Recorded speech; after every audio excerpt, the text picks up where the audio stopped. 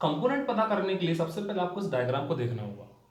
अब इस डायग्राम में हमारा मेन क्या दिख रहा है, इस डायग्राम में आपको मेन क्या दिख रहा है, मेनली आपको क्या दिख रहा है, देखो ये हमारा थीटा है, ये हमारा परपेंडिकुलर है। कॉमन सेंस वाली बात है कि सपोज ये हमारा एंगल थीटा है और ये 90 डिग्री है परपेंडिकुलर, तो ये क्या होगा हमारा, ये एंगल क्या होगा हमारा, ये एंगल आपका होगा क्या, यहां अपन बाहर लिखते हैं 90 माइनस थीटा। 10th क्लास में पढ़े हुए हैं, if it is theta it's 90, तो कॉमन सेंस वाली बात है क्या होगा ना 90 माइनस थीटा। सेंस भी लगा सकते हैं, तीनों एंगल का सम क्या होगा हमारा 180, ठीक। तो 180 में से हमारा 90 माइनस थीटा जाएगा तो क्या बचेगा हमारा 90 माइनस थीटा। नाउ एक चीज और देखो, ये लाइन हमारी, ये जो mg वाली लाइन है, ये जो हमारी mg वाली लाइन है वो कैसी है, स्ट्रेट है ना, परपेंडिकुलर है। और देखो ये भी परपेंडिकुलर है, ये भी परपेंडिकुलर, ये भी perpendicular, that means it's also 90। अब ये भी 90, चीजों को अपन प्लस कर रहे हैं, ये भी 90, ये भी 90, that means these two lines are parallel, these two lines are parallel. अब देखो पैरेलल होगा मतलब कि ये एंगल क्या होगा, दिमाग लगाइए, it's 90, it's also 90, it's a theta, it's a 90 minus theta. तो ये वाला एंगल क्या होगा, ये वाला एंगल क्या होगा, ये भी क्या होगा आपका 90 माइनस थीटा। ये एंगल भी क्या होगा हमारा 90 माइनस थीटा, ठीक। कैसे होगा 90 minus theta, these two lines are parallel. ये जो हमारी प्लेन वाली लाइन है ये क्या कर रही है, इन दोनों पॉइंट को, इन दोनों पॉइंट पर, इन दोनों लाइन को क्या कर रही है, इंटरसेक्ट कर रही है। That means this angle is equal this angle. ये हम सिमिलर ट्रायंगल से भी कर सकते हैं। ये देखो ये वाला ट्रायंगल और ये होल ट्रायंगल दोनों ही कैसे हमारे सिमिलर है। कैसे सिमिलर है, एंगल एंगल, ये देखो 90 90 और ये थीटा हमारा कॉमन है, तो एंगल एंगल प्रॉपर्टी से हमारे दोनों ट्रायंगल कैसे हो जाएंगे, सिमिलर हो जाएंगे। तो कई चीजें हम कई चीजों को इंटररिलेट कर सकते हैं और आपको सीखना भी ऐसे ही है। एक लॉजिक से हमें आंसर नहीं निकालना है, कई लॉजिक से आंसर निकालने हैं। तो ये भी 90 माइनस थीटा और ये भी 90 माइनस थीटा। अब देखो कॉमन सेंस कि ये 90 माइनस थीटा है, तो देखो आपको एक अंदर छोटा सा ट्राइंगल दिख रहा है, मैं रेड कलर से बनाता हूं। ये देखो अंदर एक छोटा सा ट्राइंगल दिख रहा है, ट्राइंगल दिख रहा है। अब ये 90 माइनस थीटा है तो ये भी क्या होगा, यहां पर मैं ट्राइंगल बना दे रहा हूं। ये सपोज ओ है, सेंटर है, ये ओ है, इसको आप ए बोल दो, इसको बी बोल दो। तो ओ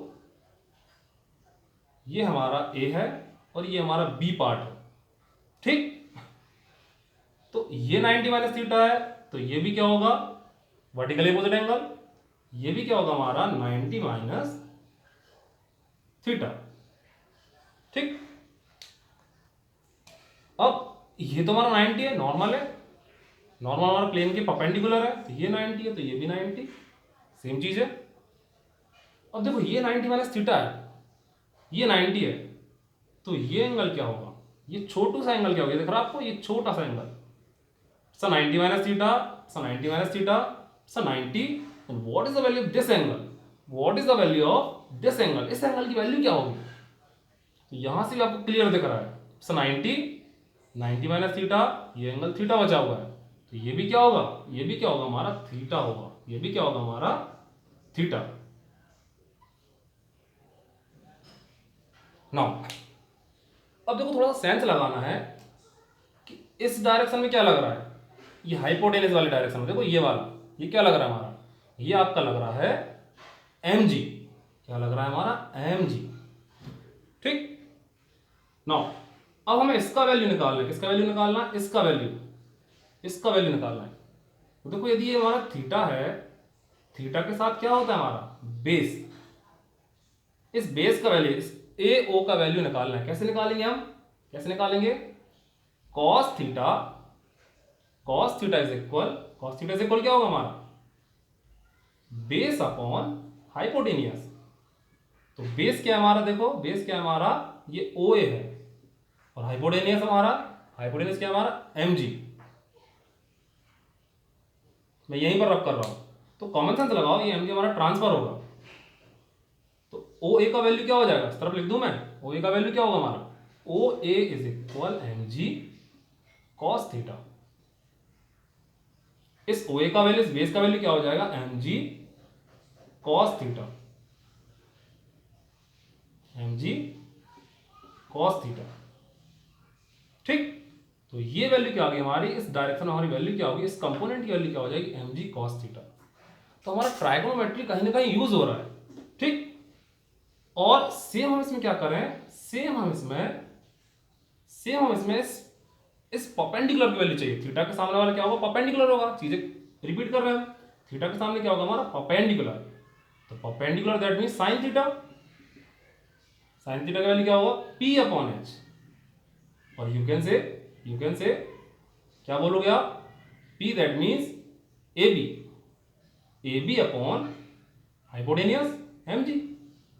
तो यहां से भी आपको डायरेक्ट क्लियर हो रहा है कि AB का वैल्यू क्या होगा हमारा, mg साइन थीटा AB। तो AB का वैल्यू क्या हो गया हमारा, mg साइन थीटा। और दैट मीन्स हमारा इसके जस्ट अपोजिट वाला कंपोनेंट, इसके जस्ट अपोजिट वाला कंपोनेंट। तो देखो मेरा कहने का मतलब ये है कि आप 11th क्लास में जो भी चीजें पढ़ो, उन सभी चीजों का आपको रीजन पता होना चाहिए। यदि हम विदाउट रीजन चीजें पढ़ेंगे, तब क्या होगा, तब सिंपल से हो कि आप चीज सिर्फ याद कर रहे हो। और यदि हमें याद ही करना होगा तो हम इतनी सारी चीजें क्यों समझें, है ना। और यदि आपको बड़ा कॉम्पिटिशन एग्जाम फेस करना है, निकालना है, क्लियर करना है, तो ये छोटी छोटी चीजें हमें बेसिक, ये जो बेसिक नॉलेज है ये आपको पता होना चाहिए। बाकी अपन नेक्स्ट लेक्चर में मिलते हैं। Thank you, have a nice day.